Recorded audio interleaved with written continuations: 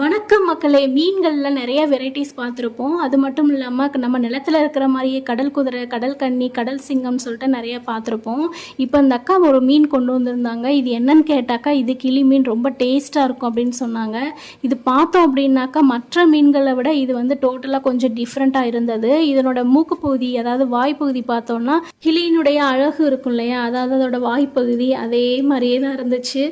இந்த மீன் பார்த்தோம் அப்படின்னாக்கா ரொம்பவே தட்டையாக, ரொம்ப மெலிசாக இருந்தது. மற்ற மீன்களை பாட்டிலும் இது கொஞ்சம் டிஃப்ரெண்ட்டாக தான் இருந்தது. அது மட்டும் இல்லாமல் இதோட வால் பகுதி பார்த்தோம் அப்படின்னாக்கா மற்ற மீன்களை விட இது வாலும் வந்து டிஃப்ரென்ஸாக இருந்துச்சு.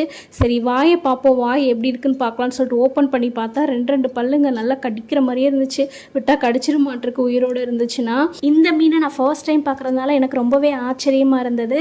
இந்த மீனை நீங்கள் பார்த்துருக்கீங்களா, சாப்பிட்ருக்கீங்களா, அல்லது இதுக்கு வேறு ஏதாவது பேர் இருந்தாலும் கமெண்ட்டில் சொல்லுங்கள். Thank you for watching.